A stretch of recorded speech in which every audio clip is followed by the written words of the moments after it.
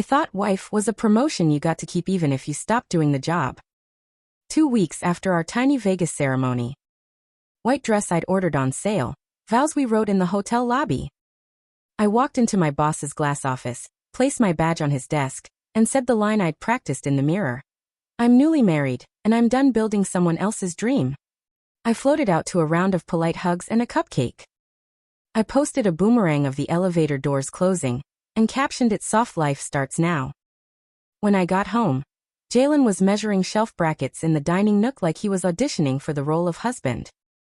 I kissed his neck and showed him the boomerang. He smiled a little too slowly, like he was trying to figure out the joke. You quit? He asked, still holding the level. I retired, I said, laughing. From corporate. I want to try content full-time, maybe a little consulting, figure out what lights me up. He set the level down. Babe, I said. I carried myself for 20 years. We said we're a team. He nodded, careful. We said we're a team, he repeated. We didn't say you stop pitching. You make 6 figures, I said, soft like a compliment. We'll be fine. The next morning, I booked a facial at 10:30 and an infrared sauna at noon. I changed our grocery list from store brand to the one in glass jars.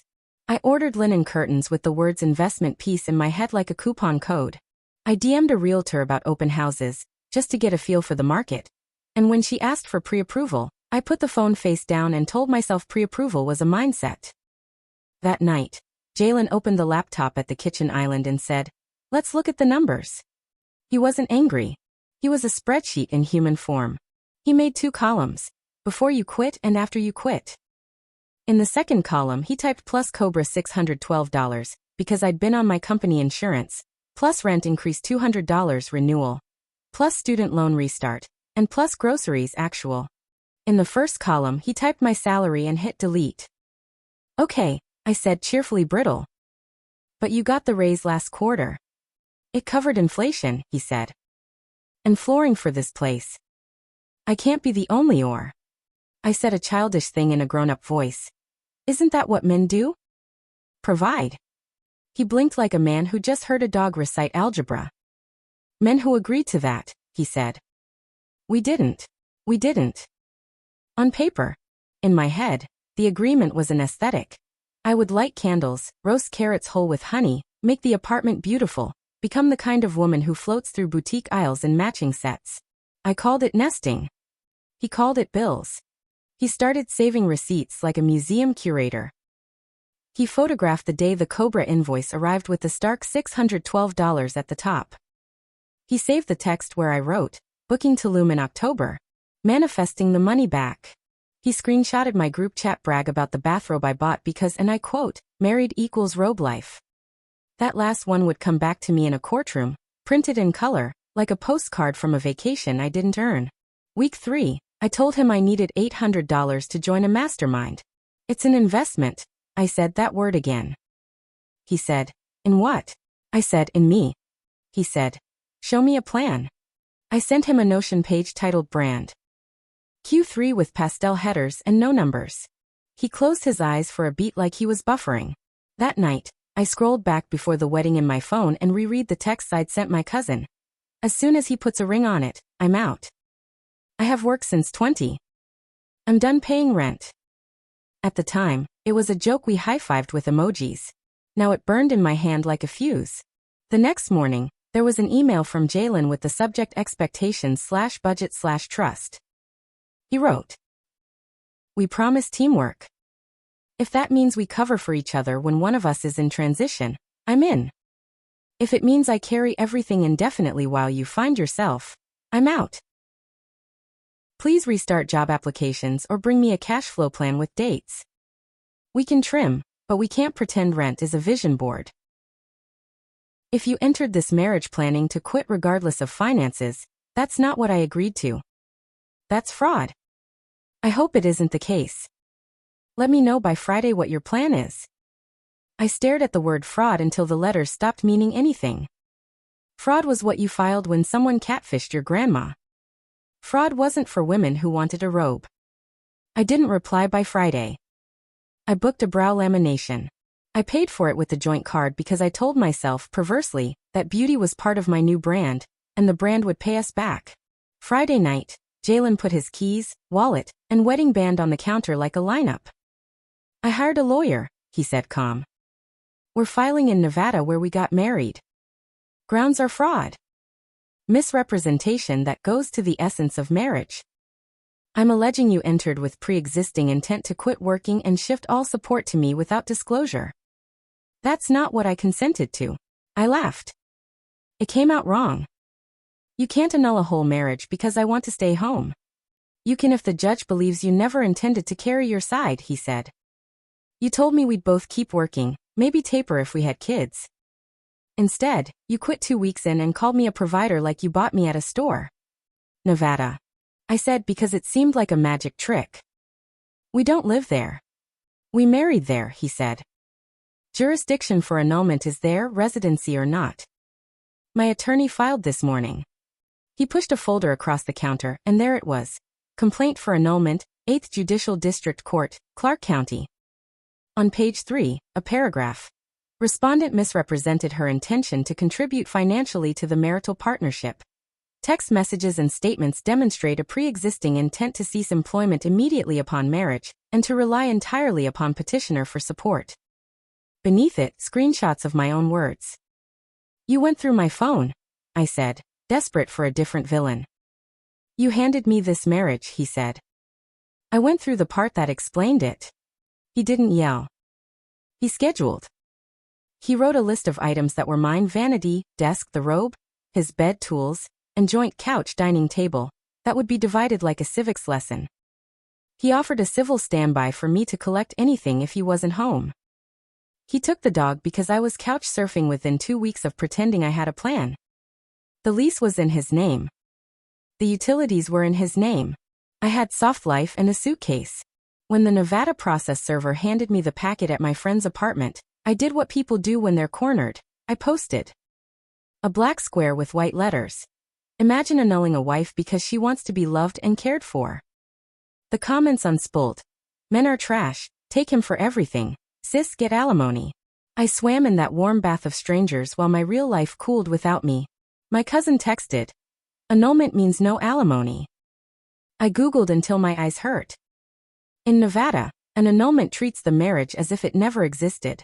Courts can still divide property in equity, but spousal support is not a given. Fraud matters. Timing matters. Intent matters more than my soft life caption. I hired an attorney who talked to me like a person, not a brand. She said, judges grant fraud-based annulments when the lie goes to the essence. Immigration to be abandoned, never intending intimacy, marrying while still married, hiding children. Financial expectations are gray. The problem is your texts. They look premeditated.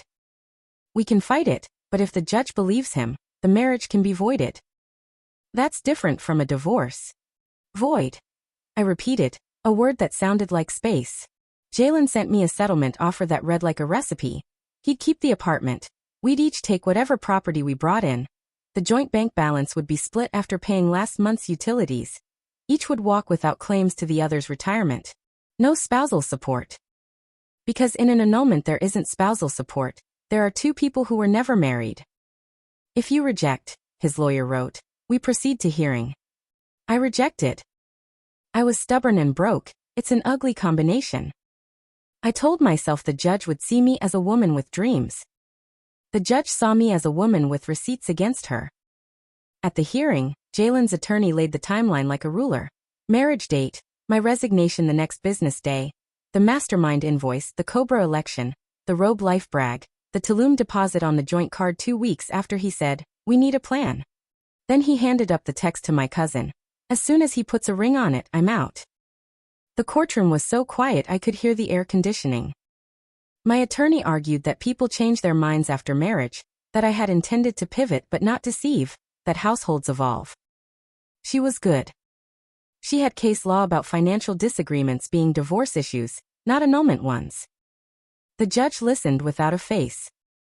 Ms. Alvarez, the judge asked me. He had misread my form. I didn't correct him. Did you tell your husband before marriage that you intended to quit immediately after? I told him I wanted to leave corporate, I said. Did you tell him as soon as he puts a ring on it I'm out? He asked, reading my own words. It was a joke, I said. Is there a plan you presented to him before you quit? He asked. I had a vision, I said. My voice sounded like a touch screen that wouldn't respond. He nodded once, the way men do when they're about to decide. Annulment is an extraordinary remedy, he said. It's not for ordinary disagreements. But fraud can support an annulment when it goes to the very essence of the marriage contract, and when the misrepresentation precedes the marriage. Here, the evidence shows pre-existing intent by respondent to cease financial contribution immediately upon marriage, non-disclosure of that intent, and a rapid sequence of conduct consistent with that undisclosed plan. The court grants the annulment. I stopped hearing after grants. It wasn't divorce, it was deletion. My phone lit up with texts from the group chat I'd trained to cheer for me.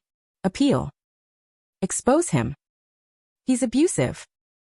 I put the phone face down on the table in front of me, because the only person who needed to hear anything was the one who'd just lost her marriage like a receipt she couldn't return.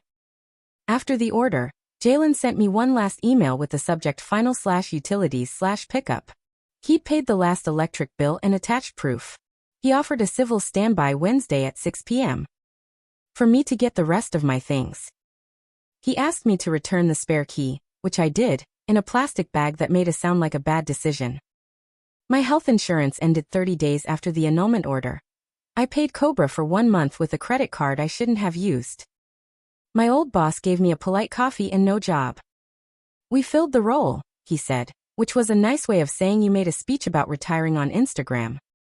At 40, I have a suitcase, a ring in a drawer I'm too proud to sell, and a couch at my friend's place that folds into a bed if you kick it. I walk the neighborhood in the morning, and try to wear humility like sunscreen. I record videos and don't post them. I write pitches that include numbers. I started a temp job answering phones at a dental office because the lilt in my voice still pays something. He wins. Not because he destroyed me online or took victory laps around our old block. He wins because he refused to be conned by a fantasy I'd been rehearsing. He wins because he knew the law better than my hashtags. He wins because he didn't try to fix me. He just opted out, cleanly, with paperwork and boundaries and the calm of a man who can lift his own life without dragging mine. I thought wife meant I could rest. It turns out it meant I had a partner who expected me to keep rowing. I let go of the oar and called it a vibe. He called it fraud. The judge agreed.